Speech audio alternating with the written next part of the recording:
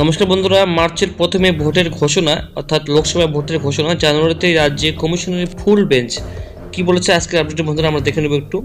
আগামী মার্চের প্রথম সপ্তাহে লোকসভা ভোটের নিঘণ্ট ঘোষণা করতে চলেছে জাতীয় নির্বাচন কমিশন। প্রশাসনের এক নির্ভরযোগ্য সূত্র বিষয়টি নিশ্চিত করেছে। জানা গেছে মার্চের ঘোষণার পর ভোট পর্ব চলবে এপ্রিল মাস জুড়ে। মে মাসে হবে গণনা। ওই সূত্রটি আরও জানিয়েছে যেমন গতবারে 2019-এর মতো এবারও পশ্চিমবঙ্গে 8 দফায় ভোট করাতে আগ্রহী নির্বাচন কমিশন। বৃদ্ধি করা হবে কেন্দ্রীয় বাহিনীর সংখ্যাও।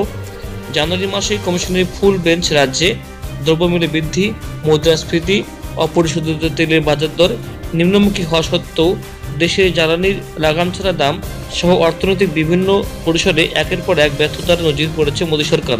সেই ব্যর্থতার আবর্তে যেভাবে অযোধ্যা রাম মন্দিরের প্রস্তাবিত উদ্বোধনকে ধর্মীয় উদ্বোধনের চাগিয়ে তোলার মনে চেষ্টা করেছে গেরুয়া শিবির, তা সফল হলে ভোট ঘোষণা কর্মসূচি আরও এগিয়ে আনা হবে বলেই রাজনৈতিক মহলে অনুমান। কারণ চূড়ান্ত ভোটার তালিকা প্রকাশিত হওয়ার পর ভোট নির্ঘণ্ট ঘোষণা কোনো আইনি বাধা নেই। এদিকে যারা নতুন ভোটার কার্ড যারা আবেদন করেছেন, কারেকশন যারা করেছেন বা যারা হারিয়ে গেছেন তারা আবেদন করেছেন, তারা প্রত্যেককেই ভোটার নতুন নাম বা লিস্ট আপনারা 5 জানুয়ারি দেখতে পারবেন। অর্থাৎ আজ থেকে 5 দিন পরে আপনারা নতুন ভোটার লিস্ট দেখতে পারবেন। তখন আপনারা বুঝতে পারবেন যে কার কার নাম উঠেছে, কার কার নাম ওঠেনি।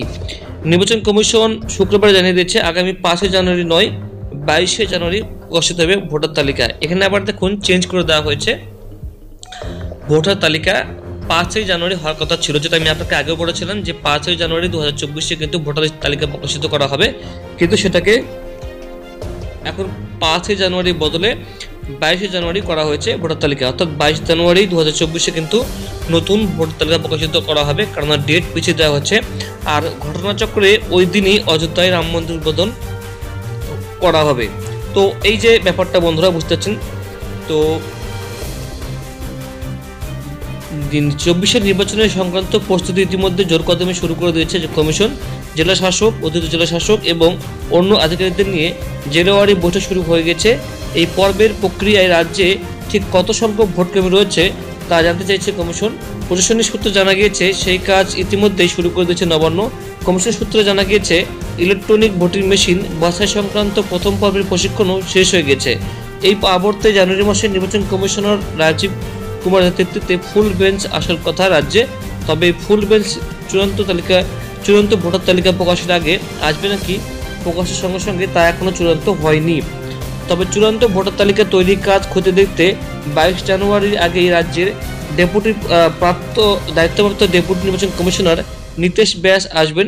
কমিশন সূত্রে জানা গিয়েছে মার্চ মাসের মধ্যেই সিবিএসই এবং আইসিএসসি বোর্ড পরিচালিত পরীক্ষাগুলি অধিকাংশই হয়ে যাবে। তো বন্ধুরা, সমস্ত রকম পরীক্ষা হয়ে যাওয়ার পরে কিন্তু এই ভোটার তালিকা ভোটার লিস্ট আগেই বেরোবে, ভোটার ঘোষণা করা দেওয়া হবে। তো বন্ধুরা, এই ছিল update. Thank you so much.